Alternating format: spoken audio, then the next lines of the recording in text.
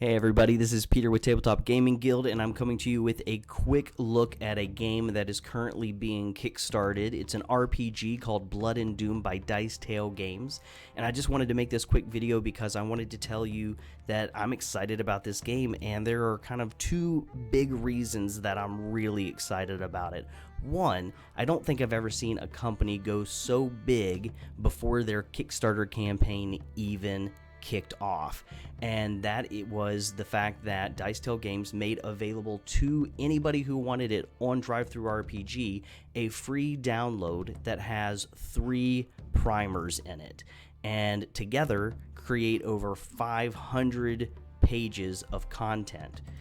So they really jumped out here, and I think what this did for me was it gave me a great confidence that this is going to be a successful Kickstarter, because sometimes you see a game and you hear some really cool ideas, but to actually see books that are this well produced before the Kickstarter even happens gives you great confidence that it will be a successful campaign.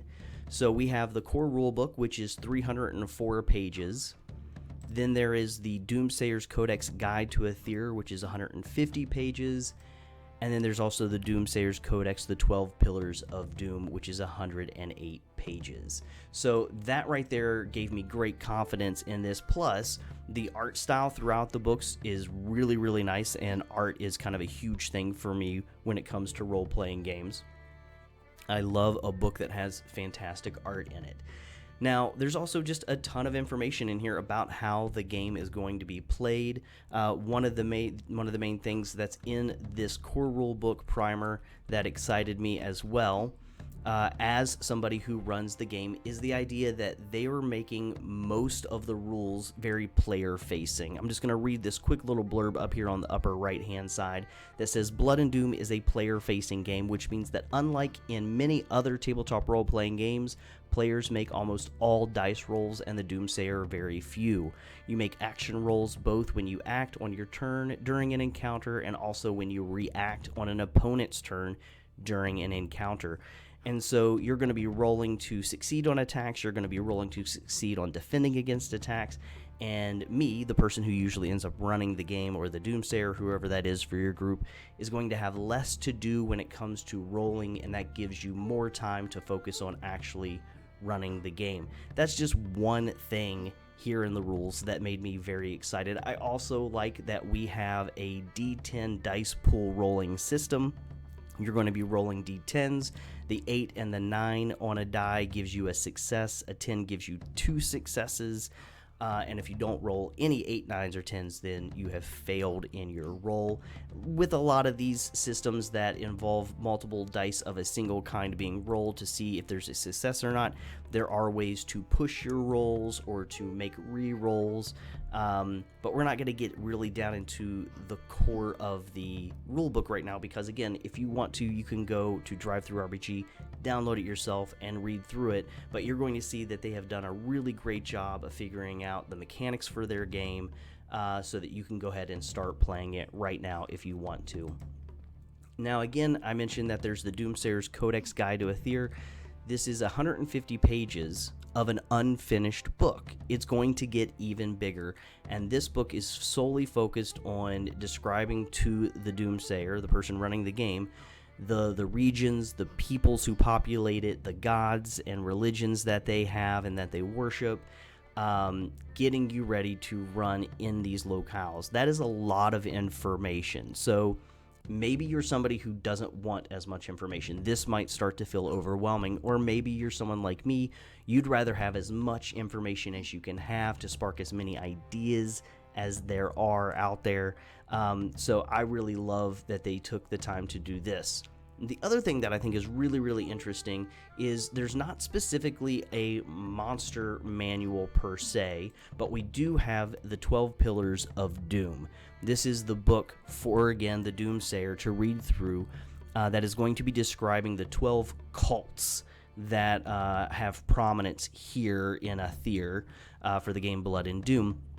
The cults are the people who are going to be your bad guys. These are going to be the people that your players are going up against. They're going to be having all the machinations behind the scenes, and your players are going to have to thwart them in some way. So in this book, again, just the primer, 108 pages, and that is just describing 2 of the 12 cults that are here in Aether. So I can't even imagine how big the final book is going to be once the Kickstarter finishes, but it's going to have a ton more information about these cults, giving you, again, a lot of information when it comes to setting up your game for your players. So that's mostly what I wanted to go over, just really quickly, just to share my excitement for this game. There's going to be so much stuff for you to run for your players from this Kickstarter.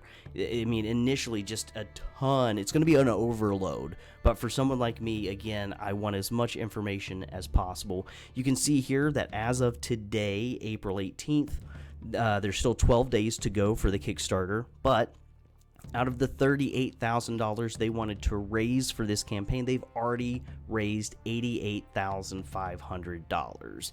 And I'm sure they're going to be getting a lot more. 629 people have already backed it.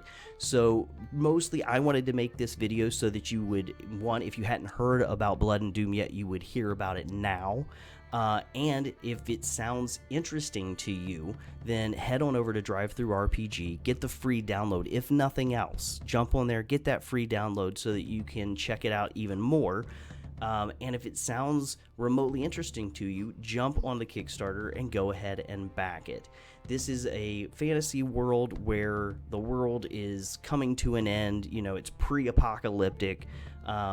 And you're going to be running your players through this against these cults. There's going to be so many options for your players. If your players like to have a ton of options for their game, you're going to want to check this out. Again, there's 9 classes, there's 18 unique archetypes.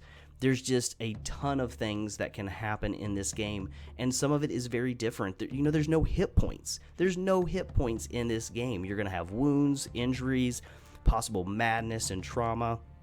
There's no real set initiative order, which I think is really interesting. It's going to be up to the people at the table to decide how they want the action to flow, who they think should be going up next to take on the bad guys.